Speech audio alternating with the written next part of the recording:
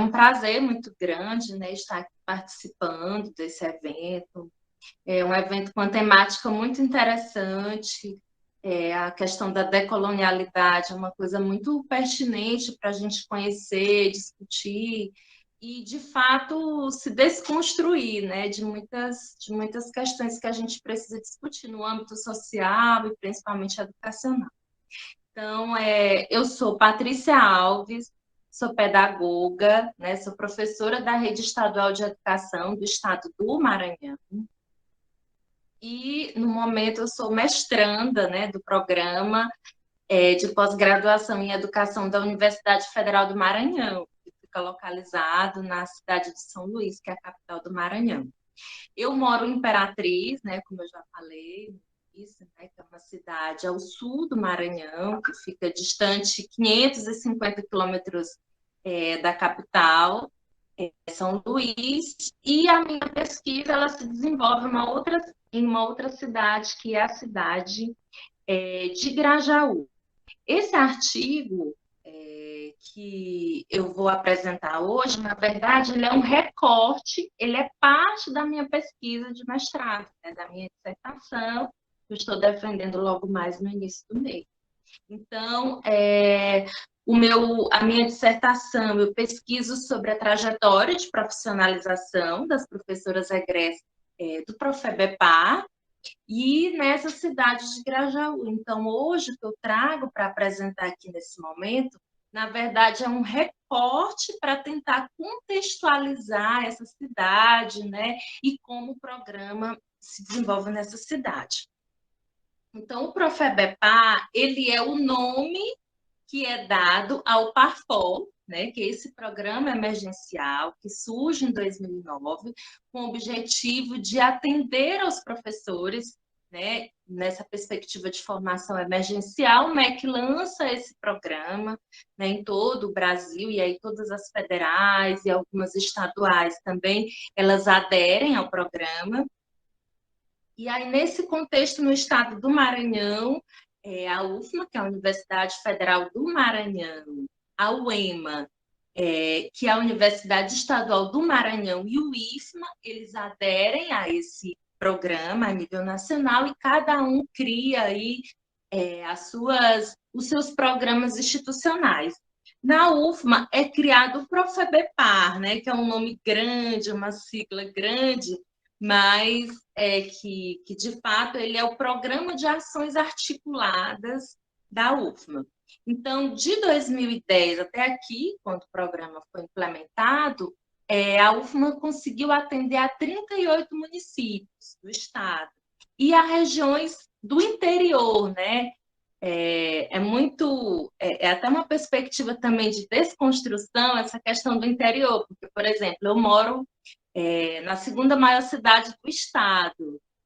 E como eu não moro na capital, eu moro no interior. Então, também é uma perspectiva de desconstrução. Então, nesse sentido, o Profebepar, ele atua principalmente nos municípios onde a presença da universidade, a presença física da universidade com o campus, ela não consegue alcançar, ela não consegue chegar.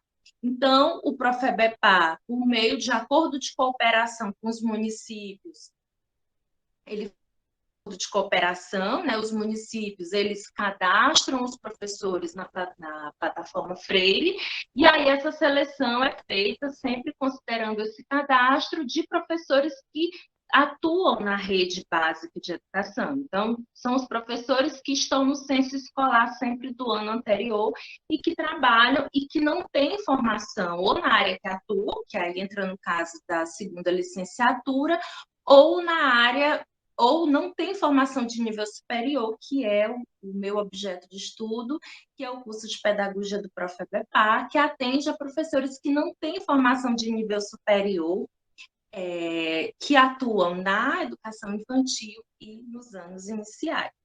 Então, a UFMA ela atua com o Profebepar nesses 38 municípios. Eu me foco especificamente no curso de Pedagogia, no qual existem duas coordenações, a coordenação de São Luís e a coordenação de Imperatriz. A coordenação de Imperatriz, e aí afunilando um pouco mais o teu estudo, ela é responsável pela atuação do programa em 7 municípios, né? Sendo que desses 7 municípios onde ela atua, só o município de Grajaú, só a cidade de Grajaú é que tem o campus, né? Em outros locais, o programa funciona em escolas da rede municipal, da rede estadual. Aquela escola que tem uma melhor estrutura é onde, de fato, o programa funciona. E aí, nesse recorte que eu tentei fazer, né, que eu fiz para o evento, eu venho trazendo essa perspectiva histórica, né? E aí, contextualizando o programa e dizendo que, na nossa história da educação do nosso país, a gente não tem um projeto claro, específico e contínuo de formação de professores, né? E principalmente de formação dos professores que já atuam, né? Então, eu digo, né, que há um projeto de descontinuidade, não existe uma política de Estado, né, que venha de fato tratar dessa formação de professores, né? Tanto que eu venho trazendo dados do Estado do Maranhão, em que até 2015, 2019 parte dos nossos professores que atuam na rede básica não tem formação de nível superior, ou não tem licenciatura, ou ainda atua em uma área diferente daquela que tem a formação adequada, que é o que a legislação já nos coloca a partir da LDB. Eu venho trazendo essa perspectiva de descontinuidade dentro das políticas, e aí o PAFOR, como uma política de governo de formação emergencial, ela vem atuar nesse sentido. Então, como eu falei, no polo de Grajaú, que é onde a gente chama, onde o programa funciona, é o polo mais estruturado da coordenação de Imperatriz, que é onde tem a presença da universidade, com campus, com salas de aulas adequadas, com laboratórios, com biblioteca de acesso aos alunos. Nos demais polos, né, a gente vai ter esse funcionamento também de forma precária. O município de Grajaú também, a escolha desse município foi pelo fato de que eu fui formadora desse programa durante 10 anos, né? Então, eu tenho, além dessa inquietação como pesquisadora, eu também tenho a inquietação como formadora. Então, estou no programa desde 2011, ele começou em 2010, eu estou desde 2011, então eu acompanhei toda essa questão da implementação, como ele se deu, né, como aconteceu, e isso também vai trazendo muitos elementos, inquietações para que a gente possa discutir, refletir e tentar transformar em âmbito, né, no âmbito que nos cabe, que é de quem opera a política. Né? A política é muito mais do que um programa institucional. E aí, o Profebepar, que atua, que oferece não só pedagogia, mas também oferece outras licenciaturas, o curso de pedagogia especificamente no estado ele é oferecido em 23 municípios. E ele já formou até agora, 1.143 egressos. Né? Então, são pessoas que, se não houvesse a oferta de um programa dessa natureza por uma universidade federal, dificilmente eles estariam cursando o ensino superior da forma, né, mesmo com todas as fragilidades do programa, ele tem acesso a um programa, a uma formação presencial. Né? O que a gente observa nesses municípios é muita presença de faculdades à distância, faculdades privadas, não há incentivo dos municípios para a formação desses professores, né? Com a oferta de um curso, até mesmo subsidiar esse custo dessa formação. Então, essa formação, por muitos anos, até a chegada de programas como o Profebepar, que a nível estadual, nós já tivemos outros 3 programas no estado do Maranhão que conseguiram chegar nessas regiões do sul do Maranhão, na região centro-oeste do Maranhão. Se os professores não tivessem essa oportunidade de um programa de formação emergencial, dificilmente eles teriam uma formação numa universidade pública, essa formação ficaria a cargo. Então, eu também venho trazendo esses elementos para poder contextualizar isso, que mesmo em um formato emergencial. A duração de um curso de pedagogia como esse que é ofertado, ele tem a mesma duração, a mesma carga horária.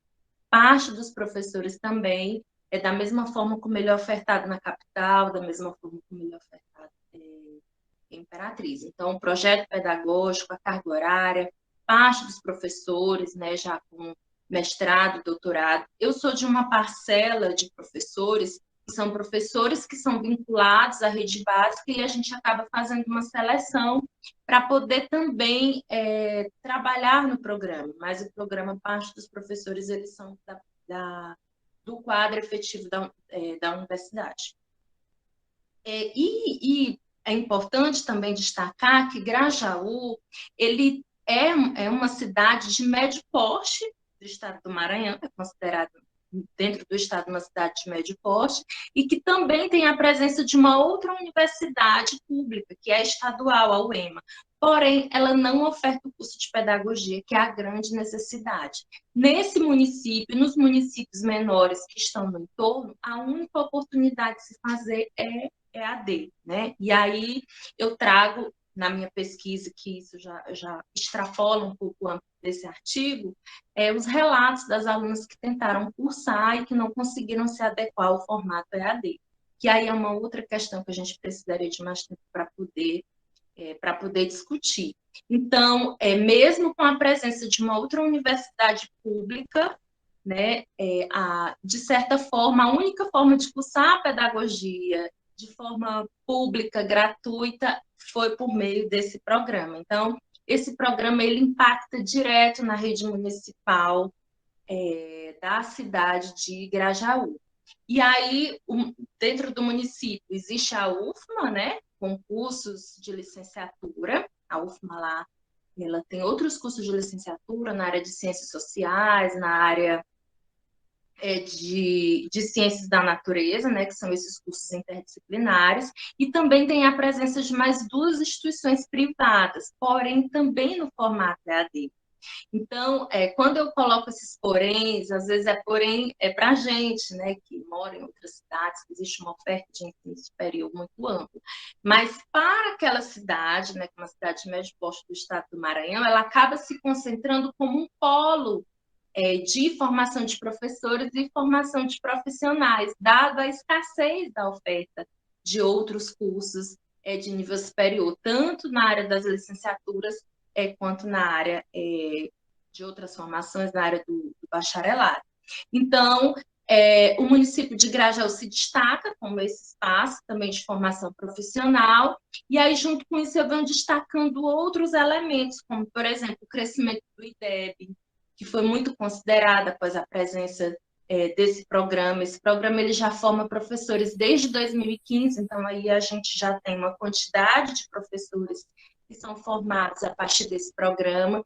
E aí eu venho tentando articular e relacionar os números do IDEB, do próprio IDH, que considera o IDEB como um fator, né, um grande fator de impacto de desenvolvimento da população. Então, eu venho relacionando esses indicadores com o desenvolvimento educacional do município de Grajaú. Patrícia, você tem 2 minutos para concluir, tá? Tá, professora, obrigada. E aí, me focando especificamente nesse cenário de formação, né, a gente vai ter muitas questões que nos levam a outras pesquisas, né, mas dizer que Grajaú é uma área indígena, é uma área de demarcação indígena, a gente vai ter declaradamente no IBGE cerca de quase 5.000 indígenas vivendo naquela região, porém existem outros pesquisadores que nos mostram que é uma região que tem mais, porque é a forma como ele se declara. Aldeados, a gente vai ter um registro também de indígenas, né? Essa região muito maior. E essa presença dos indígenas, ela também é muito forte dentro do programa. Né? E aí eu também venho trazendo isso como uma marca do Profebepar, que é a presença de professores buscando formação, professores indígenas, buscando uma formação. Então, a minha pesquisa ela se foca em discutir a trajetória de profissionalização dessas professoras, eu pesquiso 5 professoras. E aí, nesse recorte que eu trouxe para vocês, é muito mais no objetivo de falar como esse município ele se localiza dentro dessa perspectiva da formação de professores, dentro do Profebepar, né, que é o nosso programa aqui do Estado do Maranhão, que visa atender esses professores, né, que já estão na rede municipal de educação e que estão sem formação de nível superior. Então, a gente vai ter aí essa perspectiva. E aí, por conta do tempo, eu espero que, ao final, eu possa falar um pouco mais do programa, né, e trazer muito mais elementos para finalizar essa discussão. Não sei se vocês conseguiram entender o que é esse programa, né, o que é um pouco do meu objeto de pesquisa e o que é esse recorte. Obrigada a todos por me ouvir, espero que vocês tenham me ouvido bem por conta da conexão. Ouvimos muito bem, Patrícia. Excelente sua proposta de pesquisa, seu objeto de estudo, muito bem definido. Bom, combinamos de comentar no final, senão eu vou começar a falar agora. Então, nós vamos passar agora para a segunda pesquisa, que é a autoscopia como procedimento reflexivo na formação do docente surdo, um estudo de caso com a Mariana Damião Farias. Mariana, você gostaria de projetar ou você... Eu vou querer projetar, sim. Tá. Você precisa auxílio ou você... Não, aqui mesmo já... Tá certo. Então, fica à vontade, Mariana. A hora que você for começar, nós começamos a contar os 15 minutos, tá? Tá certo. Deixa eu só apresentar aqui a tela. Só compartilhar aqui. Vocês estão conseguindo ver? Sim, sim. Ótimo. Pronto. Estão vendo, né? Tá ótimo. Tá ótimo. Vamos começar, então. Então, primeiramente, bom dia, não é, a todas e ao Luciano, porque eu percebi que ele é o bendito entre as mulheres aqui hoje, né? Estamos de maioria feminina. Então, assim, primeiramente falar que é um prazer estar nesse evento, é um prazer estar nesse congresso na Universidade, né, Federal do Mato Grosso do Sul, mesmo que virtualmente. Eu espero que vocês estejam conseguindo me ouvir bem, porque ontem eu extraí um dente, então a articulação aqui, a voz não vai estar 100%, né? Então, me apresentando, né, eu sou a Mariana Damião Farias, e eu, junto com a minha orientadora, que é a professora doutora Flávia Roldan, nós fizemos, não é, essa questão da autoscopia como procedimento reflexivo na formação do docente surdo, um estudo de caso. E, no caso, ela é minha orientadora do mestrado, não é? Eu sou aluna de mestrado do Programa de Pós-Graduação em Educação da Universidade Federal do Rio Grande do Norte, não é? Então, nessa universidade, além de ser mestranda, eu sou tradutora e intérprete de Libras, lotada na Secretaria de Inclusão e Acessibilidade. E como eu comentei um pouco antes, não é? Eu vim de Recife, mas eu moro em Natal, trabalho na universidade e também estudo mestrado nessa universidade. Então, só trazendo, né, essa questão da introdução, né, igual a pesquisa da Patrícia, a minha também é um recorte da pesquisa do mestrado em andamento. Estou para defender em fevereiro do ano que vem, né, mestrado na área de educação, como eu falei, né, na linha de educação e inclusão em contextos educacionais. E aí, no caso, o meu objeto de estudo nesse mestrado é sobre a utilização de glossários de Libras no ensino superior. E aí, por causa disso, como procedimento metodológico da pesquisa, nós realizamos sessões de autoscopia com uma docente surda do curso de Letras, Língua Portuguesa e Libras, da UFRN, durante um período letivo. E aí, a gente, nessa pesquisa, né, com autoscopia, a gente teve o intuito de coletar esses dados acerca dessa prática docente, né, dessa professora surda. No entanto, também que se transformou em uma das categorias de análise da pesquisa, e é essa categoria que eu trago para vocês hoje. Mas o que é autoscopia, né? Então, de acordo com Sadala e Laroca, a autoscopia é a possibilidade dos professores refletirem sobre sua própria prática, através da autoanálise de videogravações de suas próprias aulas, tendo em vista que os professores possuem capacidade para aprender e transformar o contexto escolar e a sociedade em que estão inseridos. Então, a autoscopia é basicamente o próprio professor em sala de aula gravar essa aula, e aí com utilização do próprio celular ou de uma câmera profissional, por exemplo. Depois, essa videogravação vai ser dada a uma outra pessoa, né? Uma pessoa externa, vai selecionar trechos e vai realmente se reunir com essa pessoa, ou presencialmente, ou virtualmente, mostrando alguns trechos. E aí, a partir do momento que esse professor se visualiza, né, da sua própria prática, ele é confrontado com isso, não é? De uma forma neutra, porque apesar do trecho ser selecionado por uma pessoa externa, mas o vídeo ele é neutro. O vídeo ele mostra tal qual a realidade foi de sala de aula. E aí esse professor ele vai poder realmente se confrontar, se avaliar, e isso está sendo muito benéfico nas pesquisas na área de educação.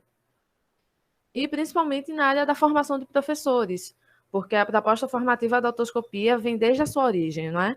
Foi um termo introduzido por professores no Centro Audiovisual, na França, no final da década de 60, com o intuito de adotar na educação francesa uma nova metodologia de formação de professores, que era baseada no ensino norte-americano, não é? Então, a autoscopia ela pode ser utilizada em qualquer área profissional, mas ela foi criada já com esse intuito de formar professores. E a utilização da autoscopia pode ser como uma técnica, como uma prática, como um procedimento metodológico, que foi o caso da minha pesquisa, e também com caráter formativo, não é? E formativo principalmente na formação profissional em educação. Né? Nessa área, ela surgiu pela necessidade de se repensar a epistemologia da prática, não é? A partir desse modelo linear de só transposição de conhecimento, daquela educação bancária, e se aproximar de uma abordagem reflexiva, onde o professor, por si próprio, ele vai ter essa autorreflexão, e aí isso vai corroborar na mudança de prática docente. Então, a Rosa Silva argumenta que a autoscopia permite a esse profissional se posicionar diante do vídeo para se autoavaliar. Então, ele tem esse potencial formativo reflexivo, ele beneficia uma prática docente mais qualificada em sala de aula. Então, percebe-se que o emprego da autoscopia, ele na pesquisa na área da educação, com os professores sendo participantes dessa pesquisa, proporciona a esses profissionais essa possibilidade, né, deles próprios realizarem a sua própria avaliação, essa projeção neutra, né, do ensino pela videogravação das aulas que eles mesmos ministraram, e esse vídeo não tem essa questão do olhar externo nesse registro. Eles mesmos gravaram, eles mesmos fizeram. Mas aí, no caso, eu fiz, né, essa questão da autoscopia com uma docente surda. Mas, no caso, quem é esse sujeito surdo, né, de que tanto se fala? Porque, atualmente, quando se pensa no sujeito surdo, a primeira imagem que provavelmente vem à mente é de uma pessoa se comunicando por meio de sinais, né, sinalizando meio com a Libras, né? De acordo com a Lei de Libras de 2002, ela reconhece a Libras, que é a língua brasileira de sinais, como realmente uma língua, um sistema linguístico, visual, motor, com estrutura gramatical própria, das comunidades surdas do Brasil. A comunidade surda, além das pessoas surdas, tem as pessoas que são próximas a elas, como familiares, amigos, pessoas que trabalham na área também, como é o meu caso, que, apesar de eu não ser surda, eu sou uma tradutora e intérprete de Libras, então eu tenho esse contato frequente. E trazendo para essa questão do Congresso, né, que fala de decolonialidade, então essa questão realmente de trazer o que é minoritário, de trazer o que não é realmente da colonização cultural, né? Então a cultura surda ela vem em esse encontro. De acordo com a Strobel, né, que é uma pesquisadora surda, a cultura surda é o jeito do sujeito surdo entender o mundo e modificar esse mundo, ajustando principalmente com percepção visual, porque é aquela coisa do sempre se viu, né, até pouco tempo atrás, né, se via o sujeito surdo pela falta da audição. Mas hoje essa ideia está começando a ser modificada, de se ver o surdo como uma pessoa que fala através da língua brasileira de sinais, né, através dos sinais, e que ele se comunica, percebe o mundo através do visual, né? E essa questão do canal visual e da utilização da Libras define essa identidade surdo, e define essas ideias, essas crenças, os costumes e os hábitos do povo surdo. Dá um exemplo, né, nesse modelo remoto que aconteceu, quando a gente queria chamar a atenção de um surdo, a gente, sei lá, não falava, né? Como vocês vão falar aqui quando estiver perto de terminar, né, a minha apresentação. A gente só mexia, né, com a mão para a câmera E isso era uma questão de chamar a atenção dele. Então, para você ver realmente como o visual ele altera esses costumes e esse jeito surdo, não é? É que é essa cultura surda que eles têm. Então, Fernandes explica que esse domínio da língua de sinais pelo sujeito surdo não é só pela questão de comunicação e expressão, mas ele é um instrumento de desenvolvimento dos processos cognitivos. Então, ele é um desenvolvimento psicológico, ele é um desenvolvimento mental e ele é um desenvolvimento educacional. E o espaço educacional facilitador desse desenvolvimento cognitivo e também dessa questão sociocultural de cultura surda é a graduação do Letras Libras, porque ele é um curso bilíngue. Ele tem a presença da Libras e da língua portuguesa, escrita como língua de instrução, e ele forma prioritariamente profissionais surdos para serem professores de Libras. Então, na metodologia, né, dessa pesquisa, no caso desse recorte, né, utilizamos principalmente a otoscopia como técnica e como procedimento metodológico, mas, né, ele tem uma dimensão singular, né, porque ele tem essa questão de pesquisar uma docente surda em um curso de Letras Libras de uma universidade federal. Então, por estar bem específico, né, por ter essa dimensão singular, ele é também um estudo de caso, e o locus dessa pesquisa foi uma turma, né, do componente curricular do curso de Letras, Língua Portuguesa e Libras, da UFRN. No caso, foi uma turma de Lexicologia e Lexicografia da Libras. No caso, foi observadas aulas síncronas pelo Zoom, nós já estávamos, não é, no período remoto. Essas aulas foram ministradas às quartas-feiras, à noite, durante o primeiro semestre desse ano. Então, como instrumento dessa pesquisa, né, desse recorte, foi a videogravação de 7 aulas síncronas, né, dessa turma. Teve a aplicação de questionário com a docente e tivemos 6 sessões de autoscopia com essa docente. No caso, a sessão de autoscopia é aquele momento em que eu, como pesquisadora, apresentava trechos selecionados dessa videogravação das aulas e ia mostrando, e a própria exibição do vídeo já a confrontava e já fazia com que ela refletisse acerca dessa prática, com foco no meu objeto de estudo, que é a utilização de glossários em sala de aula no processo de ensino de estudantes surdos. Então, as etapas da pesquisa, não é? De acordo com Silva e Nunes, 2017, a autoscopia ela pode se dividir em 2 fases. Existe a linha de base, que no caso foi a fase 1 e a fase 2 da pesquisa. Linha de base é quando eu, que fui a pesquisadora, eu não intervenho, né? É quando eu ainda não tenho essa questão realmente de intervir, de trazer os pontos, não é? Nas aulas dela, né? No ensino dela. E a intervenção, que é quando de fato eu intervenho nesse ponto. Então, na fase 1, a docente surda respondesse um questionário pelo Google Forms, não é? Com identificação pessoal, profissional, didático-metodológica. Na fase 2, foi gravado o vídeo de 2 aulas remotas, não é? Pelo Zoom, e realizada uma sessão de autoscopia. Dessas 2 aulas remotas, ela não teve a minha intervenção. A partir do momento que eu fiz a primeira sessão de autoscopia, aí sim vem essa intervenção nas outras 5 aulas remotas, né? Então, a fase de intervenção vem essa análise, né, de vídeos de mais 5 aulas remotas, essas 5 que tiveram uma intervenção, e a realização de mais 5 sessões de autoscopia, porque a cada aula gravada eu selecionava trechos e tinha essa reunião com essa professora. Então, com resultado e discussão, né, na linha de base, né, que foi esse início, que não tinha minha intervenção, houve uma surpresa inicial resistência com a autoscopia, né, porque ela não conhecia essa ferramenta, ela não sabia como era, então teve esse susto, né, de ver esse vídeo, de se ver em vídeo. Então, eu lembro que ela falou que, tá parecendo que agora eu sou aluna, eu não sou mais a professora. Então, nesse primeiro momento, teve um estranhamento, né? Então, quanto ao meu objeto de estudo, eu percebi que ela não utilizava esse glossário como fonte de estudo da disciplina, ela não sabia do que se tratava de glossários, né? Não sabia que era uma lista de termos, e ela não vislumbrava essa possibilidade da utilização dos glossários nesse processo de ensino e aprendizagem de estudantes surdos. E depois, com a intervenção, ela passou a ter um conhecimento conceitual e prático sobre os glossários, ela começou a utilizar os glossários nas atividades avaliativas da disciplina, ela reconheceu a relevância desse uso de glossários, tanto no ensino superior como na educação básica, e houve também uma mudança de perspectiva sobre a utilização de glossários, porque na linha de base ela pensava que era apenas uma lista para eu consultar os sinais termos, né? E depois, com a intervenção, ela passou a pensar no glossário como material didático bilíngue para estudantes surdos.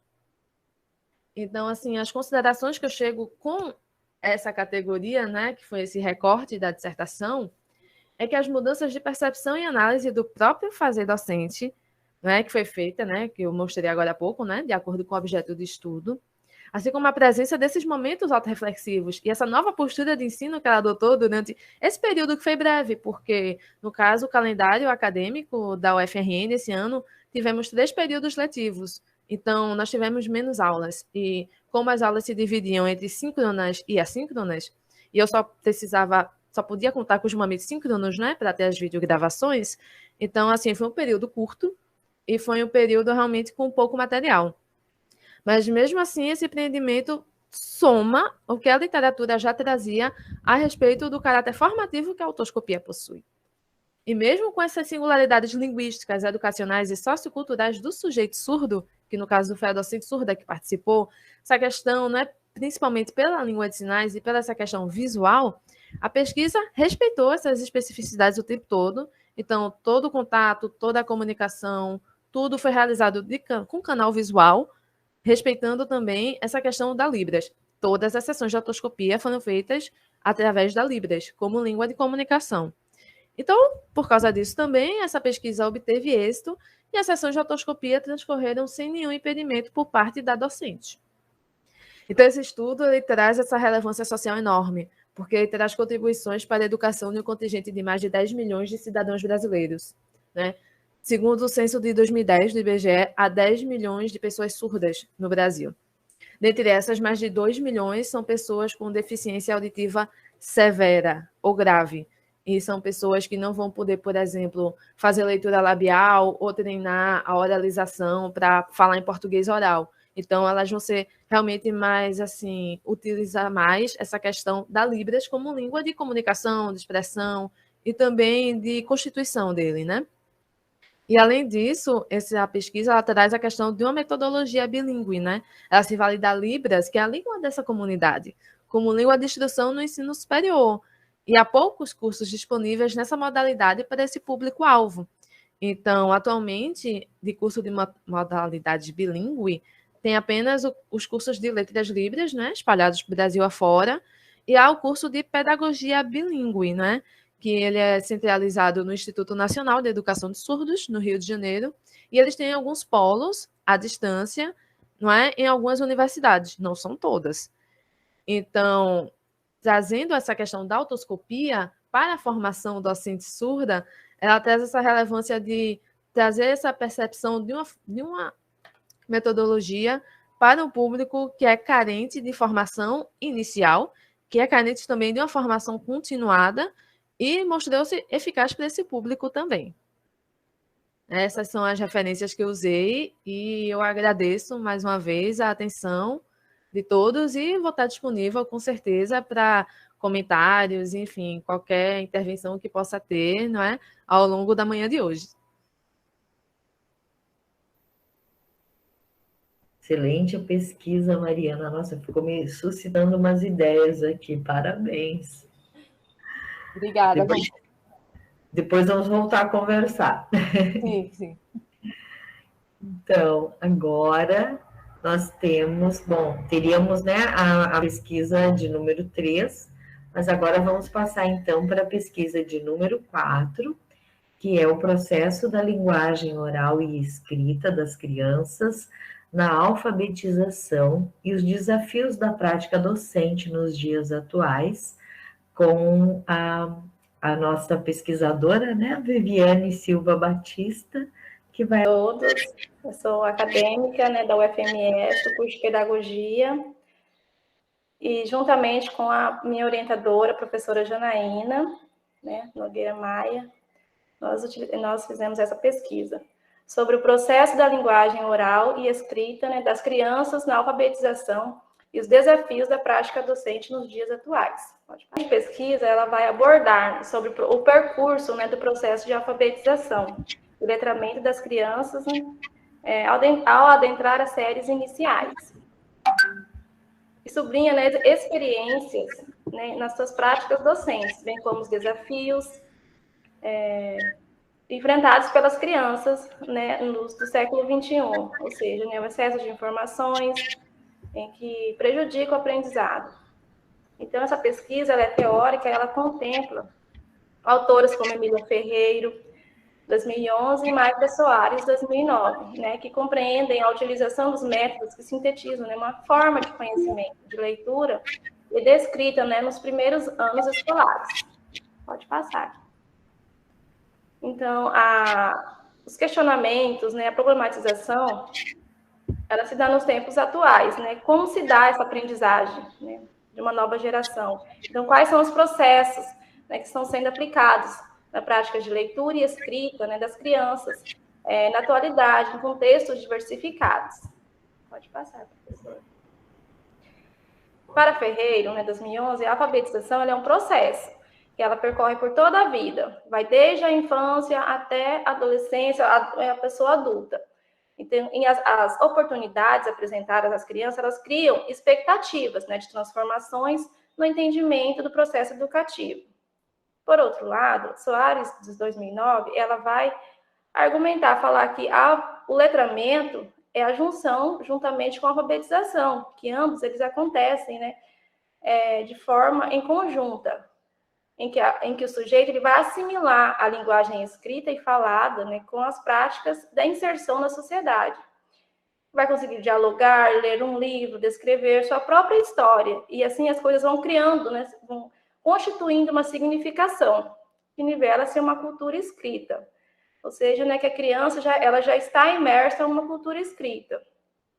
Então, é importante pensar nessa temática, né, de letramento, alfabetização e cultura escrita, né, como base de ampliar esses conhecimentos teóricos sobre a prática pedagógica docente. Pode passar, professor. Então, os procedimentos metodológicos, né, de abordagem qualitativa e bibliográfica, que apresenta para suporte relevante do que se buscou pesquisar uma entrevista, né, com duas professoras que respaldam, né, as inferências sobre o assunto em questão, que aponta, né, como a aprendizagem ela é fundamental para a formação das crianças, como ser social e cultural. A partir disso, elas vão desenvolver seu senso crítico, perceptivo, ao conectarem-se com o mundo escolar, né, que os sujeitos são capazes de produzir os seus conhecimentos por meio das linguagens. Poderia passar, professora. Então, Ferreiro, 2011, ela vai falar que a construção da linguagem oral e escrita ela está ligada diretamente, né, com o contato do sujeito com o mundo, com o outro, por meio das vivências no ambiente familiar, na escola, diferentes lugares, né, incluindo as diversidades culturais existentes. Então, quem vai fazer essa mediação é o docente, né, que atua junto com a criança, que faz com que o campo de visão dessa criança ela se estenda. Pode passar, professor.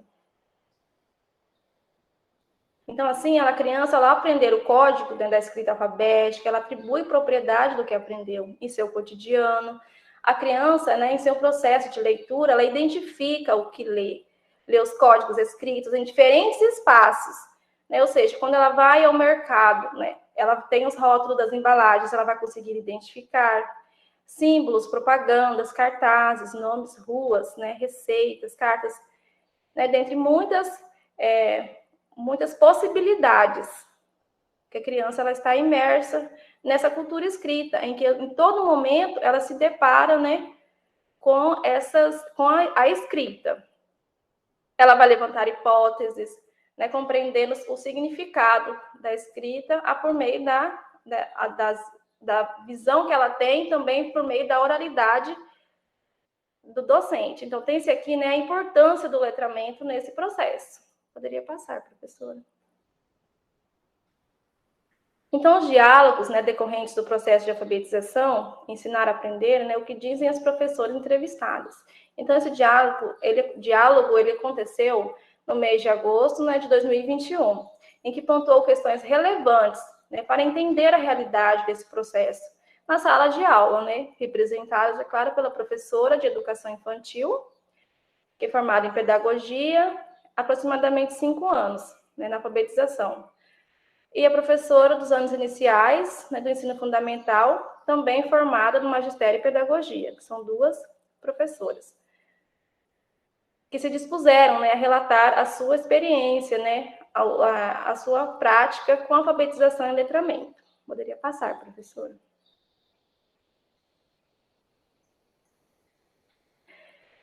Então, o diálogo iniciou-se, né, sobre o entendimento das professoras quanto ao processo, né, de alfabetização e letramento, né, o ensino-aprendizagem das crianças. Então, a professora de educação infantil, ela argumenta que a alfabetização e letramento, eles constituem em unidades associadas, caminham juntos por meio de aulas, né, com representação visual, explorando a imaginação da criança, por meio da música, da contação de histórias, né, do reconto das próprias palavras. Então, dessa forma, as crianças elas vão, né, se identificar mais rapidamente com o sentido das palavras, números, para alfabetizar letrando. Para a professora dos anos iniciais do ensino fundamental, ela vai argumentar que o processo de alfabetização ela começa na educação infantil, pois é a base do conhecimento para aprender a interagir, por meio da música, das algumas apresentações, com o folclore, entre outros. Poderia passar, professora. Em outro momento, né, foi perguntado sobre o conceito que as professoras têm em relação à alfabetização, letramento e cultura escrita.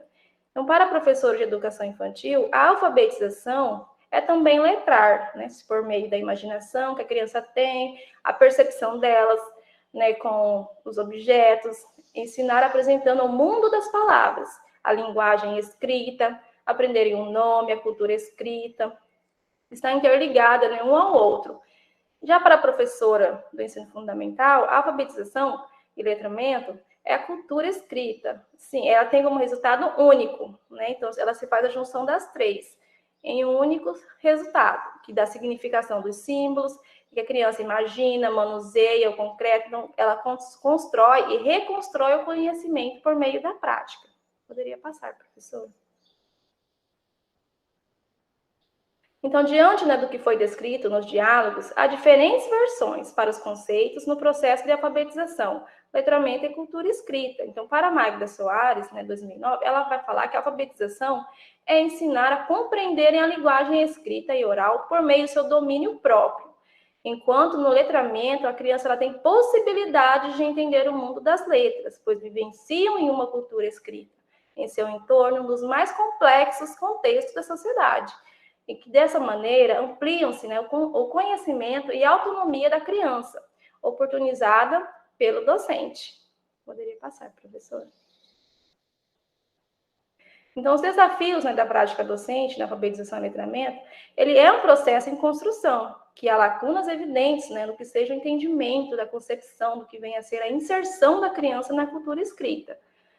Porque, atualmente, faz-se necessário compreender a respeito dos conceitos, com fundamentação teórica, estudos, né, e pesquisas, né, para o aprofundamento na prática docente, e assim possibilitar uma alfabetização prazerosa, rica em materiais, múltiplas linguagens, eixos temáticos, né, atividades atrativas, né, de imersão da cultura, e experiências em que a criança ela vai ter essa relação com o mundo letrado que ela convive.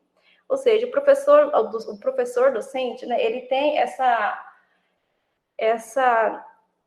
fundamentação, né? Ele precisa ampliar, oportunizar a criança conhecer diversos contextos, né, de conhecimento, igualando-se, né, promovendo a igualdade, né, de classes sociais, que seja uma criança que ela não tem muito acesso e outra criança já tem muito acesso. Então, igualar essa aprendizagem é fundamental para que ambos, né, os níveis de aprendizagem, eles se igualem. Poderia passar, professora?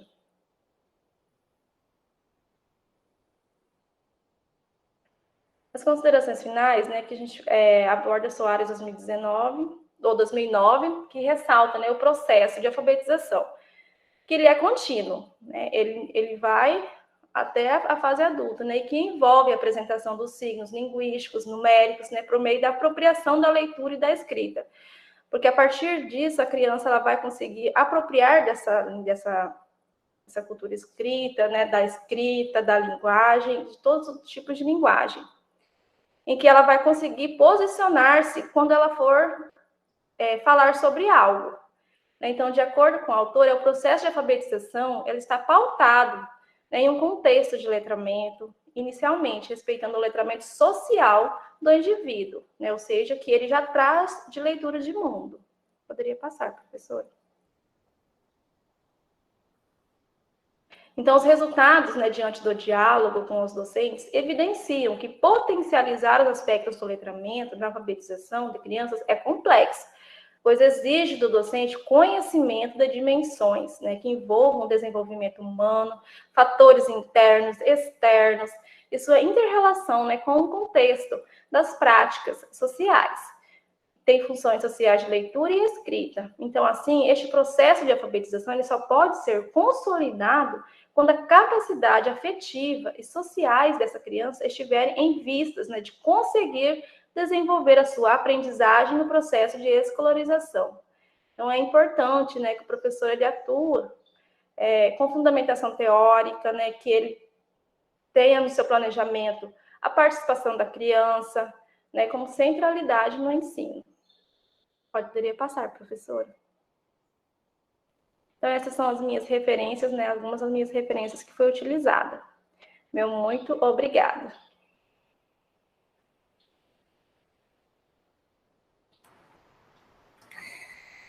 Muito obrigada, minha querida Viviane, parabéns por sua apresentação. Tá? Bom, agora nós vamos ter a apresentação da acadêmica Rosélia Serafim de Souza, orientada por mim, que traz como título de sua pesquisa Proposta da Educação Sexual ao Pedagogo, a prevenção como forma de proteção. Rosélia, minha querida. Bom dia, prof. Bom dia. Vou começar a apresentar aqui. Pode começar. Você vai projetar? Aham. Tá. A todos e a todas. Eu me chamo Rosélia, sou acadêmica da UFMS do campus de Aquidauana. Estou no 8º semestre do curso de Pedagogia. E a minha orientadora para esse trabalho foi a professora Francis, que está presente aqui na nossa sala. Então, vamos dar início. O meu trabalho intitulado Proposta da Educação Sexual ao Pedagogo, a prevenção como forma de proteção. Esse é um tema, eu gostaria já de enfatizar, que desde o começo do curso, quando eu entrei, eu pensava em fazer um trabalho de conclusão voltado para essa temática, porque além de não ter muito trabalho, pelo menos eu não tive acesso a muitos trabalhos de conclusão com essa temática, ainda é um tema que é muito atual e torna-se cada vez mais relevante. A problematização. Na realidade contemporânea brasileira, surgem diariamente casos de violência sexual infantil, o que nos guia a procurar atitudes que possam solucionar ou diminuir essas incidências. Portanto, busca-se analisar como a educação sexual poderá contribuir para a prevenção à pedofilia, quando trabalhada corretamente desde a educação infantil. Então, a proposta do trabalho geral ao pedagogo, né, que a gente vai estar lá desde a educação infantil, anos iniciais do ensino fundamental, da gente pegar para si a educação sexual. Ao longo do trabalho, eu peço que vocês tentem se manter neutros, né, o máximo possível, porque é um tema que ele é complexo, é polêmico, né, então, por favor, ouçam, né, aí depois a gente tira as conclusões. A justificativa. O tema, que é pouco discutido, torna-se expressivo quando nos deparamos com dados do último boletim epidemiológico divulgado pelo Ministério da Saúde no ano de 2018, onde constam 184.524 casos de violência sexual, sendo 31% contra crianças e 45% contra adolescentes, entre os anos de 2011 a 2017. Esse foi o último boletim oficial divulgado, né? Por isso que eu trouxe ele de 2018. Ainda não tive acesso a outros boletins. Então, vem com esses dados.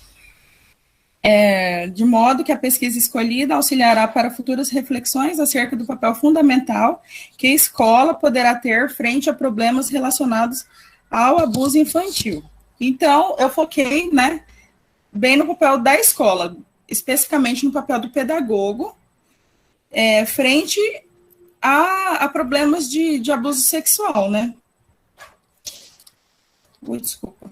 A metodologia foi uma pesquisa bibliográfica de abordagem qualitativa, bibliográfica porque foi feita a análise em documentos oficiais, em artigos científicos, livros, e qualitativa porque eu analisei dados, né, das documentações existentes acerca dessa temática atualmente. Vamos lá. Os primeiros anos escolares, o papel do pedagogo na educação sexual. A proposta da educação sexual ao pedagogo é a de abordar assuntos relativos à saúde e à prevenção de abusos sexuais. Essa é a minha proposta. Respeitando o seu estilo pedagógico e, quando se torne necessário, auxiliar a criança que venha a ser vítima da pedofilia. A pedofilia, só para abrir parênteses aqui, ela é tida como um transtorno, né? Que quando ela é velada, ela é um transtorno, quando ela é exposta, ela se torna um crime, né? Só para dar uma explicaçãozinha básica. Sendo assim, o profissional dessa área deve estar atento aos detalhes e comportamentos advindos dos seus alunos, buscando sempre a melhor maneira para intervir na adversidade que surja, orientando sempre de forma eficaz e sem causar embaraços às crianças. Essa seria a base, assim, da minha proposta para os pedagogos, para nós pedagogos, né? Da gente saber, frente a um caso fatídico ou frente à prevenção de abusos sexuais. Essa é uma citação do Rolf Sartori, de 2020, é bem atual, que diz que em menores de 4 anos, é uma citação que dá uma instrução, como a gente deve agir. Em menores de 4 anos, alguns conceitos precisam ser ensinados, como o nome correto dos órgãos genitais, de onde vêm os bebês, conceitos de privacidade, por exemplo, explicar o porquê cobrimos certas partes e por que não podemos tocar nas partes íntimas dos colegas, a diferença dos toques agradáveis, daqueles invasivos, saber dizer não quando adultos pedem para tocar nas partes íntimas e aguardar segredo, e principalmente a quem pedir ajuda caso algo errado aconteça. Então, aqui ele explica direitinho que em menores de 4 anos, as crianças são pequenininhas, a gente acha que não deve abordar essa temática. Mas é justamente o contrário, você precisa ensinar por que a criança tem que tampar a parte íntima, por que não pode deixar pegar, quando o toque é um toque agradável, que é para higiene, ou é o médico, né, ou é limpeza, para ela saber diferenciar de quando alguém está tocando ela de forma invasiva. Para a criança, desde pequenininha, ela já tem essa noção de proteção, né? Sempre voltada à proteção. Lembrando que você só vai responder o que a criança perguntar. Você não vai chegar lá e dar uma aula de sexo, né? Você vai, através de brincadeiras, depende da faixa etária da criança, através de brincadeiras, de musiquinhas, já tem bastante musiquinha voltada para essa temática, buscando mesmo a prevenção e a proteção da criança. A prevenção no tempo oportuno, a educação sexual desde os anos iniciais. Por que, né, trabalhar desde os anos iniciais? A educação sexual deve desenvolver nas crianças uma cultura de prevenção, onde ela tome conhecimento sobre o seu corpo e como se defender caso alguém a toque sem a sua permissão, criando um mecanismo para que não sinta receio em conversar e denunciar se porventura passar por uma situação de violência sexual. Como eu havia dito, quanto menor a criança tiver a noção do corpo dela, do limite do corpo dela, ela vai ser uma criança menos propícia a sofrer abusos. Tanto é que, assim, fontes não oficiais trazem que os próprios abusadores têm medo de chegar perto de uma criança que eles sabem que são instruídas já. Eles conhecem, né? A criança instruída, ela possivelmente, menos provavelmente, vai ser vítima de alguém. Abordagem recomendada em fatos factuais. Ou seja, como a gente vai agir quando tiver um fato real, chegou na nossa sala um fato, como a gente faz? Primordialmente, buscar um diálogo com a criança em um local onde ela se sinta segura, respeitando sempre o seu tempo, agindo com empatia e atenção e com o objetivo de identificar os interlocutores de confiança dessa vítima. Feito isso, recomenda-se que seja feita a comunicação de forma discreta à direção escolar, de modo que sejam tomadas as devidas providências, como a comunicação ao interlocutor recomendado pela criança e a denúncia ao conselho tutelar, que tomará as medidas jurídicas. O mais importante disso é a gente, enquanto pedagogo, manter a calma, né, e buscar agir de maneira natural, não fazendo circo, não fazendo escândalo, se mantém calmo e segue o roteiro. Pega a criança, leva para um local que ela se sinta segura, conversa, deixa ela falar de acordo com o que ela for se sentindo à vontade, né? E aí depois ela vai identificar, porque se o abuso for em casa, você não vai ligar para o pai ou para a mãe, né? Dependendo de quem foi o agressor, você vai perguntar para a criança quem é uma pessoa que ela confia, para você comunicar. Aí sim comunicar ao interlocutor de confiança dela. O referencial teórico. Eu trouxe os 3 principais, que é a Constituição Federal Brasileira, o Referencial Curricular Nacional da Educação Infantil e o Estatuto da Criança e Adolescente. A Constituição Federal Brasileira de 1988, em seu artigo 4º, ela estabelece que a lei punirá severamente o abuso, a violência e a exploração sexual da criança e do adolescente. O Referencial Curricular Nacional da Educação Infantil, no seu volume 2, ele aborda a temática de formação pessoal e social, onde discorre, entre outros, sobre a sexualidade, sustentando que esse é um processo amplo, cultural e concernente ao desenvolvimento da criança.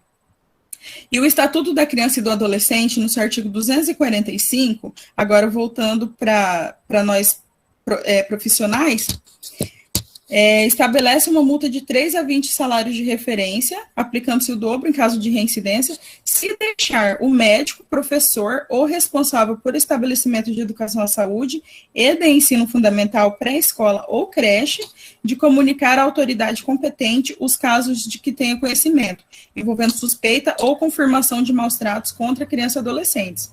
Então, a gente soube de um caso, além do natural da gente, que seria denunciar, né?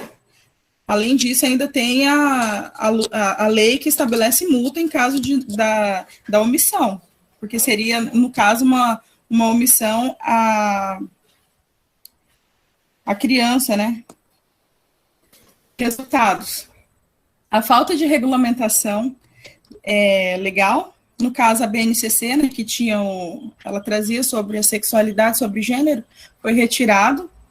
Ela faz com que essa temática não seja inserida de forma abrangente nos currículos escolares. Essa deficiência da educação sexual, especialmente na educação infantil e nos anos iniciais do ensino fundamental, deve-se ao fato de que muitas pessoas ainda acreditem que a sexualidade deva ser ensinada apenas pela família e que a escola deve abranger somente enfoques didáticos, como acontece atualmente, onde a escola ela aborda geralmente a sexualidade de forma a ensinar aspectos biológicos de desenvolvimento, mas ela não foca no aspecto da prevenção.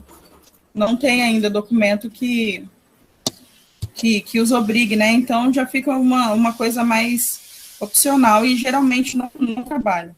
Em discrepância a esse pensamento tradicional, evidencia-se o fato de que a educação sexual vem apenas para preencher as lacunas existentes sobre as informações passadas pela família, buscando enfatizar fatores de prevenção e autonomia para a formação integral da criança. Então, aqui nesse parágrafo, ele já frisa bastante. A gente não vai ensinar coisa que esteja fora da idade da criança, coisa que esteja fora da realidade, coisa que venha da nossa cabeça. Não, a gente vai apenas tapar as lacunas, né, que existam já no ensinamento da família e visar, assim, criar um ponto seguro para a criança, que porventura em casa ela não tenha segurança, ela tenha na escola um ponto seguro para conversar sobre isso de maneira natural, que nada seja invasivo e que seja sanado só as dúvidas que ela tiver, nada além. Considerações finais. A educação sexual na educação infantil e nos anos iniciais do ensino fundamental possibilita o combate à pedofilia. É importante que seja abordada de maneira que não traga constrangimentos e nem interfira nos saberes pré-estabelecidos pela família, fazendo com que a escola seja um ponto de referência para a criança que, porventura, não se sinta segura em casa. Foi como eu acabei de dizer, né?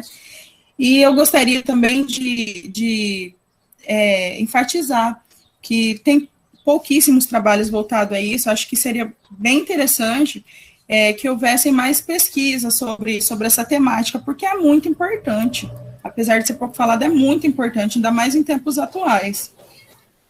Essas foram algumas das referências que eu utilizei, né? Aqui é a frase da Maria Montessori, maravilhosa. A verdadeira educação é aquela que vai ao encontro da criança para realizar a sua libertação. E abro para as professoras. Em primeiro lugar, parabenizar todas as apresentações com temas aí extremamente enriquecedores, né, para os nossos conhecimentos desta manhã. Em primeiro lugar, Patrícia, né, que vem falar sobre a questão dos programas de formação.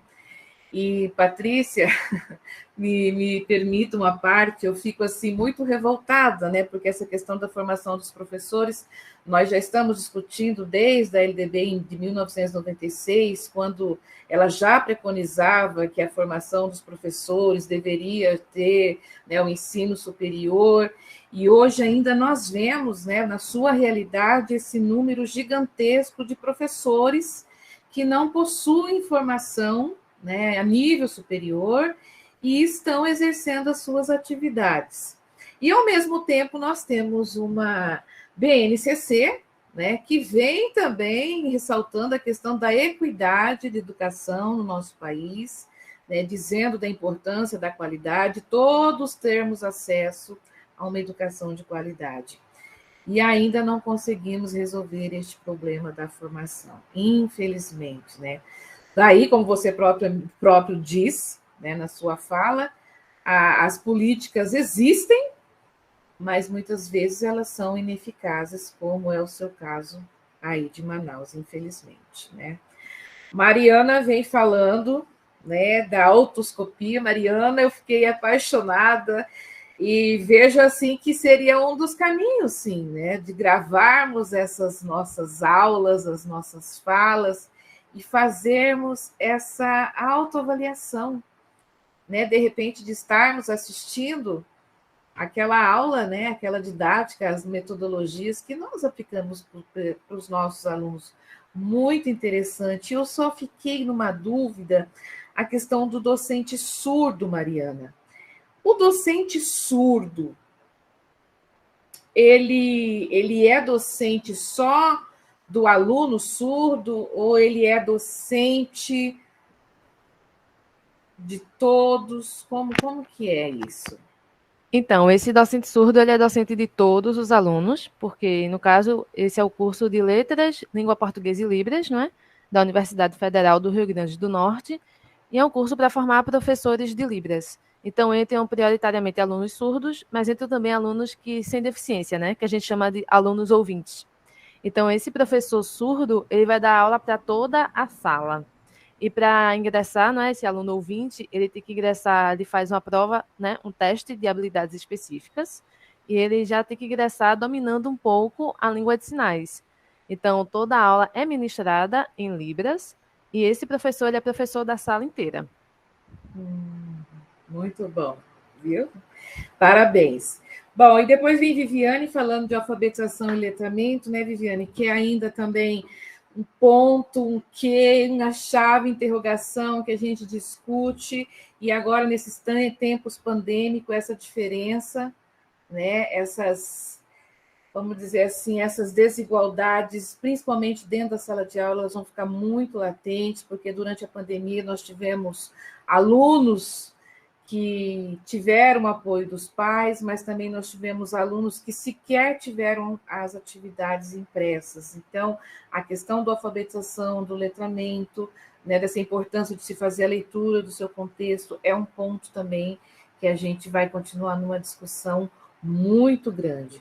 E Rosélia, no caso, né, da educação sexual, né, esses dados que a Rosélia traz de 2018, infelizmente, são dados ainda não reais, porque nós que trabalhamos, por exemplo, eu desenvolvo um projeto dentro da unidade de acolhimento, que é um local onde acolhem-se, né, as vítimas de violência, e, infelizmente, nesses tempos pandêmicos, a violência sexual, a pedofilia, ela teve um crescimento absurdo, né, por conta da nova situação, e é um tema também que tem que ser debatido, que tem que ser levado às escolas, e como Rosélia falou, existem poucas publicações para o tamanho do problema que existe. Não é que não existe, existem publicações, mas os estudos eles precisam ser ampliados, eles precisam ser amplificados, eles precisam ser discutidos dentro das escolas, porque a escola hoje, até porque o ECA ele vem tratando disso, né? Nós, enquanto cidadãos, e principalmente enquanto professores, nós somos responsáveis também pela segurança dessas crianças.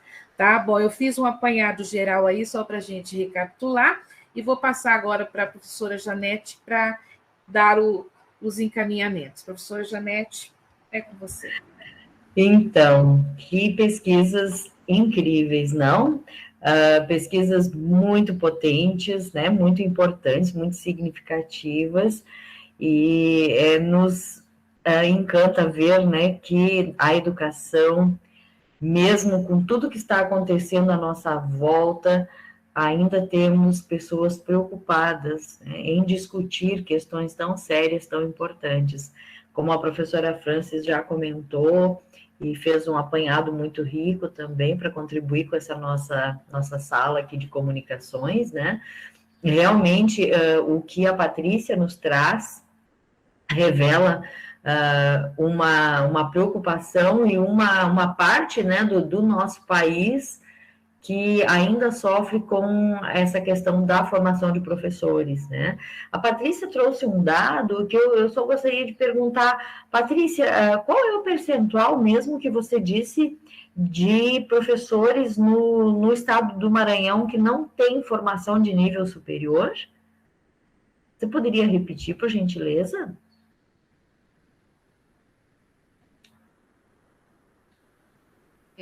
Deixa eu só me localizar aqui. Eu trago dados. Só um momento para eu me localizar aqui. Trago dados do estado do Maranhão, do Censo Escolar de 2019. Né? Então, em 2019, 49,4% dos professores que atuam na educação infantil, eles superior completo, sendo que em 2015 era 31,7%. Então, eu trago essa relação, né, de um crescimento significativo entre 2015 e 2019.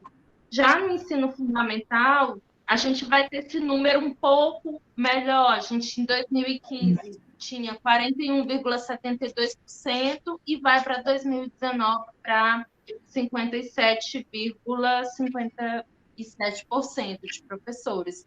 Mas isso ainda são dados muito grandes, né? E é uma realidade muito complexa para a gente discutir. E aí eu quero aproveitar a oportunidade, a pergunta, professora Janete, sim, e dizer que eu cometi uma gafe, assim, que a gente não pode cometer em nenhum trabalho, que é deixar de falar da minha orientadora, que é a professora Maria Alice Melo. Professora Maria Alice Melo é professora da Universidade Federal do Maranhão, né? Uma pesquisadora há mais de 30 anos, né? Que atua nas associações, né? Na Amped, na Anfop, em todas essas, e pesquisa PAFO desde o início, né? Então, ela na Universidade Federal do Maranhão é a nossa referência em pesquisar esse programa para quem tem o interesse. Muito obrigada, Patrícia. Eu pedi para você falar o dado de novo, porque me chamou muita atenção na hora da sua apresentação, né? Chama a nossa atenção isso. Olha, nós vivemos aqui em Aquidauana, um município pequeno, né? Com menos de 50 mil habitantes, e nós temos aqui a Universidade Federal, nós temos o Instituto Federal, nós temos a Universidade Estadual, né? E isso é algo que me chamou muita atenção quando eu vim para cá, porque eu vinha de um município lá no estado de Mato Grosso, com quase 80 mil habitantes, que só tinha uma única faculdade privada. E se você queria estudar na universidade pública, você tinha que viajar quase 500 quilômetros. E aí eu gosto muito dessas relações, porque são assim, ó, o Brasil ele é um caleidoscópio, né? Um caleidoscópio cultural, mas também de realidades muito distintas. Então, eu vim do Mato Grosso para cá, né? Mato Grosso, uma outra economia, uma outra realidade, uma outra cultura, e uma oferta de ensino superior muito diferente da oferta que você chega e encontra aqui em Aquidauana. Então, são realidades muito distintas. Eu acho que isso é um estudo importante de se fazer, né? Das realidades do nosso país. Diga, Patrícia. Eu poderia ficar falando, enfim, muito tempo sobre o objeto, porque a minha pesquisa ela abarca muitas questões, mas dizer que a gente pode ter uma relação muito interessante se você analisar, por exemplo, o índice de desenvolvimento humano de uma cidade como a de vocês, que tem a presença da educação, né, de instituições públicas que ofertam ensino superior, porque a presença da universidade, ela traz muitas outras, ela impacta na realidade, né? Então, esse é um dos recortes que eu trago na minha pesquisa, que em breve... Gente, desculpa, desconectou aqui o meu... Não, tranquilo, Patrícia. Meu suporte, que em breve vocês vão poder ver que ela vai estar disponível no repositório da UFBA. Eu quero agradecer mais uma vez, né, a participação, aproveitar também para falar um pouquinho da última comunicação. Eu penso que é muito relevante, né? Aqui no Maranhão, a gente vive um momento também muito difícil em relação a discutir sexualidade na formação de professores e muito mais na educação básica. Então, parabéns à professora Franci. Inclusive, recentemente, eu fui convidada para participar de um momento de preparação das conferências municipais, e lá a gente enfrentou professores que tinham faixas lá contra a ideologia de gênero, né? A gente vive um momento muito difícil, que é essa falácia que criaram sobre a questão da educação sexual. Então, eu penso que mais que a gente puder falar desse momento, pesquisar, falar, discutir, refletir, eu penso que é muito relevante. Obrigada. Acho que já que a Patrícia tocou no assunto, né, vamos pular a ordem, vamos falar da pesquisa da Rosélia, orientada pela professora Francis. Eu queria parabenizar a Rosélia pela escolha do tema e queria fazer assim, um destaque, né, acho que todos aqui observaram que quando a Rosélia começou a apresentar, ela fez um pedido, né? Ela disse: eu peço que vocês me ouçam, primeiro me ouçam e depois vocês tirem suas conclusões do que eu vou apresentar. E justamente vem ao encontro do que está dizendo a Patrícia. Se criou uma falácia em torno dessa temática e se criou, né, uma ideia de que não se pode discutir isso. E ontem, justamente o nosso congresso tem essa proposta, né? Uma refundação dos olhares. Vamos mudar já com todo esse viés da perspectiva dos saberes decoloniais, né? Vamos olhar diferente para a infância, olhar diferente para o currículo, olhar diferente para a formação de professores. Então, vamos sim falar das coisas que não nos fizeram bem até então. E aí, nessa perspectiva... Ontem nós pensamos, o assunto, nós vamos ter que falar sobre a mulher, vamos ter que falar sobre gênero, vamos falar de currículo, vamos falar de cultura. Então, cada dia do congresso é uma temática assim. E ontem nós trouxemos, então, a professora doutora Verônica, lá da Universidade de Buenos Aires, que veio falar da invisibilização da mulher ao longo da história. E foi uma palestra, assim, que mexeu com muitas pessoas. Porque pensa você imaginar que uma mulher, para poder ter passaporte, ela precisava que o marido fosse autorizar o órgão público a dizer, olha, essa aqui é minha mulher, pode dar o passaporte para ela, né? Que o marido fosse no banco e dissesse, ó, tá vendo esse ser aqui, ó, pode abrir uma conta bancária que eu estou autorizando, né? E essa mulher invisibilizada, porque se o pai não registrou, ela não era ninguém. Até que algum dia um belo príncipe, um cavaleiro branco ou um sapo, casasse com ela e aí desse um nome, aí para ela ser alguém, né? E, então, uma fala linda, essa coisa da identidade da mulher, né, que assume o sobrenome do marido e depois, quando separa, daí quem é ela, que identidade ela tem. E aí vem o professor Miguel e traz essa fala. Gente, nós imaginarmos que uma pessoa, por ela ser transexual ou por ela ser gay, a expectativa de vida dessa pessoa é de 35 anos. Enquanto que de uma pessoa hétero é de 75, 80 anos. Essa pessoa vive mais ou menos o que as pessoas viviam na Idade Média. Então, assim, ó, aí ele comenta, a mesma violência que sofre, né, um transexual, um travesti, é a mesma violência que sofre uma mulher, uma criança que é vítima de violência sexual em casa, mas nada disso, né, é discutido. Então, o mesmo homem hétero que tem preconceito, muitas vezes, né, com uma pessoa de outra orientação sexual, também tem com mulher e também, às vezes, é quem violenta uma criança em casa, às vezes sua própria filha. Então, o tema da Rosélia é um tema muito importante.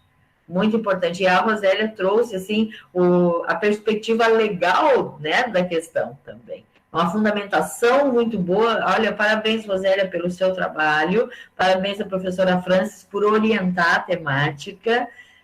Fiquei, assim, muito feliz de ver esse tema sendo apresentado aqui. Vai ao encontro da proposta do Congresso, muito bom mesmo. E, bom, deixo para vocês falarem também, né? A professora Francis levantou a mão, Rosélia também, porque agora estamos no momento aqui da roda de conversa. Quero parabenizar a Rosélia, porque no momento que ela trouxe a proposta, e também me ocorreu esse medo, né, do caminho que ela ia enveredar. Mas eu quero parabenizá-la exatamente por isso, porque ela soube traçar um caminho, né, um caminho sem preconceito, um caminho sem discutir outras questões, porque é bem isso mesmo, Janete, quando a gente pensa em discutir alguma coisa, o pessoal já levanta a bandeira e aí acaba as pessoas muitas vezes se omitindo para não se posicionar, ou se omitindo até por falta de conhecimento de como trabalhar.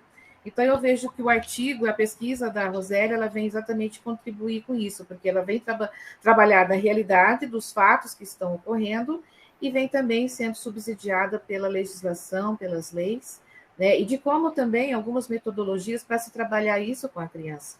Porque uma criança, ela bem preparada, ela bem instruída, certamente ela será uma criança que poderá evitar um abuso.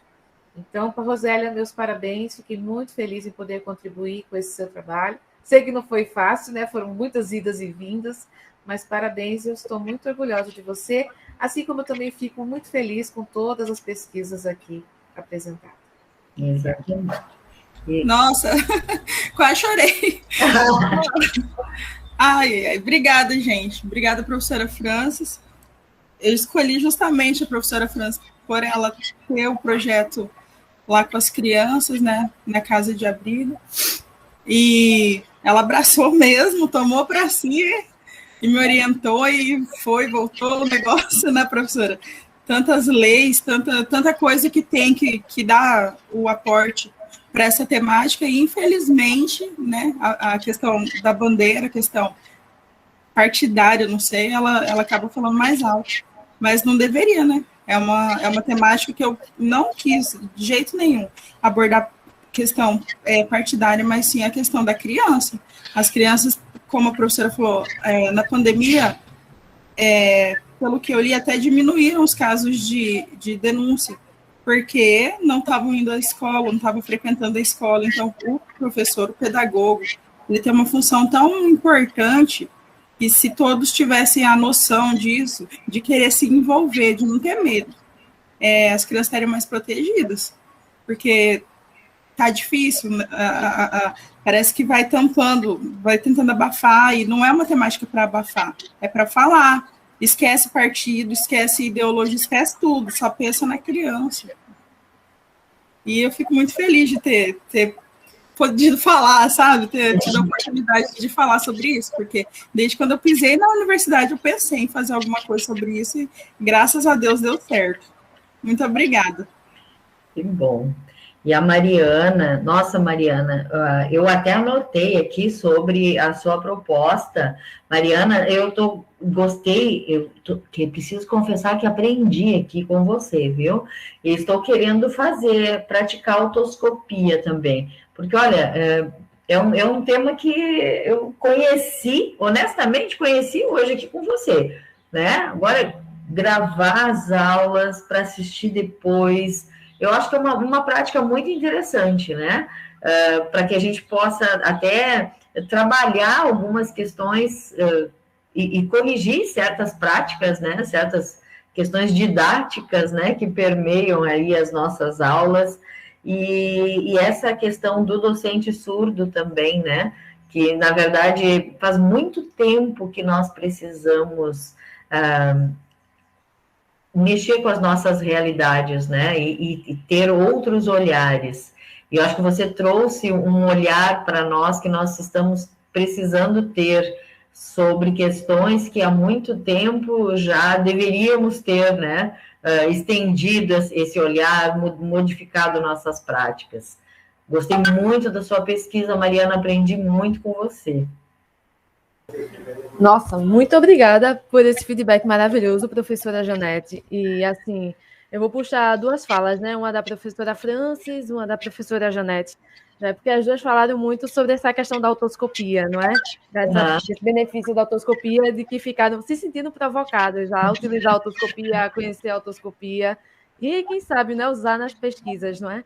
Eu falo que esse é o efeito que a autoscopia traz. Para qualquer pessoa que tem esse primeiro contato com a autoscopia, olha e se apaixona, porque a autoscopia ela traz um benefício prático na formação docente. E nós, que somos da área da educação, nós sabemos o quanto a formação docente é subvalorizada, é precarizada. Formação inicial, cada professor faz o que pode, não é? Na graduação, em curso de magistério, mas se você pensar na formação continuada, principalmente no poder público, depender muito dos programas que, assim, são feitos para dizer que fez, são feitos a toque de caixa, assim. Então, quando a gente encontra algo como a autoscopia, que pode vir realmente a contribuir com essa formação docente, que pode vir a contribuir realmente com essa mudança de prática, não é? Do docente, que pode contribuir de uma forma efetiva, não tem como não se apaixonar realmente, né? Então, a autoscopia, pelo menos aqui no Brasil, ela tem pesquisas na área da formação inicial e na formação continuada de professores. Ela tem essa pesquisa com professores de educação básica, com professores de educação inclusiva e com professores também do ensino superior. Mas mesmo com tantas pesquisas, né, desde a década de 80 que possuem, mas na questão do docente surdo, não haviam pesquisas até então. Então, pelo que eu vejo na literatura da área, eu fui pioneira nesse ponto de trazer essa questão do olhar do professor surdo, o olhar desse docente surdo, de qual a formação inicial dele, qual a formação continuada, como é que fica essa formação também, assim, depois de que ele sai da graduação e que ele entra em sala de aula. Muitos professores surdos, eles hoje ocupam espaços na educação básica, não é? Eles ocupam espaço nas escolas da rede municipal, da rede estadual, eles ocupam esses espaços como professores universitários de ensino superior. E qual olhar que está se tendo para eles, não é? Qual a formação que está se dando para eles? Respeitando essa especificidade, não é? Porque, como a professora Janete falou, tem essa questão da decolonialidade também com os surdos, não é? A professora Janete falou maravilhosamente bem dessa questão da mulher, né, do gênero, né, da mulher, mas existe também essa questão com os surdos, porque os surdos ele tem essa questão da interseccionalidade, ele tem essa questão da deficiência auditiva e ele tem essa questão de ser uma minoria linguística, por falar, não é, em língua de sinais, e de ser essa minoria cultural, por ter essa questão da cultura surda, de que se expressa de uma forma diferente, de que ele percebe o mundo de outra forma. Então, decolonialidade também serve para eles e assim, eu fico feliz de hoje eu poder trazer esse olhar aqui e trazer essa contribuição para esse congresso. E também ver que nos últimos anos está se crescendo e está se começando a mudar esse paradigma de não só ver o surdo como uma pessoa com deficiência, porque a professora Janete falou, por exemplo, a expectativa da vida da mulher, da vida de uma mulher LGBT é menor. Mas se você for pensar na questão da pessoa surda, os surdos anteriormente... Desculpa o som, gente. Essa questão da vizinhança é assim mesmo. Essa questão da pessoa surda, antes ela era exterminada. Ela nem era considerada como uma pessoa humana. Então, o avanço que a gente está tendo, assim, óbvio que a gente precisa melhorar e muito nessa questão. Mas, assim, hoje em dia nós pensamos em educação inclusiva. Hoje em dia nós sabemos que a Libras é uma língua. Hoje em dia o Brasil reconhece a Libras como uma língua dessa comunidade. Hoje em dia há pesquisas e há estudos e começa-se a mudar essa mentalidade, não é? Porque, como eu falei, atualmente, de novo esse som, desculpa, quando se pensa na pessoa surda, se pensa em uma pessoa usando a língua de sinais, o que é uma marca muito forte, que antigamente pensava-se o surdo pela falta. Ele não tem audição. Ele não fala do jeito que outras pessoas falam. O coitado do surdo. E hoje você vê os surdos ocupando espaços, os surdos sendo marcados pelo que ele tem de positivo, por falar em uma língua diferente, por se expressarem por um canal diferente e por estarem no mundo através do canal visual, né? Por usarem essa questão visual diferente que a gente usar todo esse canal visual, né? Que é algo que a gente não usa, é uma percepção diferenciada e é algo de positivo para os surdos. Então, assim, eu vejo que esses 2 pontos, não é, do trabalho são, assim, os principais, tanto nessa formação de professores que a otoscopia traz realmente, né, como um benesse, mas também esse olhar diferente para a cultura surda, para o sujeito surdo. Excelente, Mariana. Nossa, muito bom esse seu olhar. Me fez lembrar uma fala da professora Rejane, que é a nossa professora de Libras aqui, ela comentando de uma vez que ela... Eu não consigo lembrar bem o contexto, né? Mas era sobre uma família de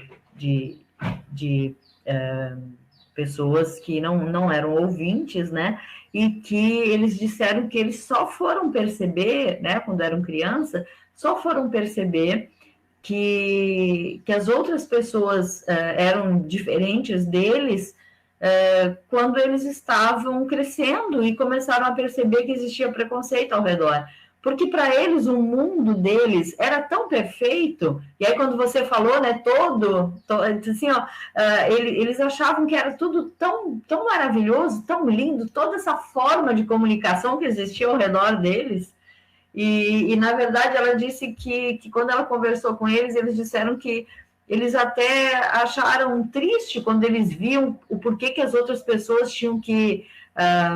se comunicar, eu não consigo lembrar bem o contexto, mas ela deu a entender que eles achavam que era triste o jeito que as outras pessoas passaram a vê-los, porque eles eram tão felizes naquela forma de se comunicar, né? Eles tinham tantas formas de olhar, de ver, né, o mundo. Diga, Maria. É que, no caso, isso me fez lembrar... Existe uma tirinha, não é? Existe uma charge, não é? Norte-americana chamada The Deaf Guy, aquele cara surdo. E, no caso, ela traz realmente essa questão do olhar do surdo quanto aos ouvintes, né? Porque, geralmente, a gente tem o contrário. É o olhar do ouvinte para o surdo e essa tirinha faz o inverso. E aí tem uma tirinha que a mulher vem falar: ai, que pena, não é? Você não escuta.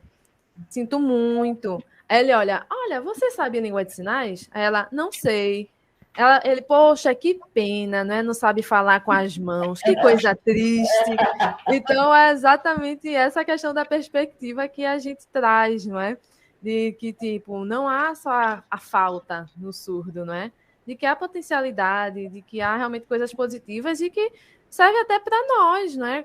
Por exemplo, essa questão da percepção visual, o quanto que eles percebem e eu não, eu no meio deles eu fico perdida, porque eles percebem algo que está lá longe na visão periférica, bem distante, e eu nem vi. Então, assim, é como se fosse um superpoder deles, né? É verdade, é verdade. E esse superpoder de falar com a mão, por exemplo, eu extraí meu dente ontem eu estava sem poder falar nada.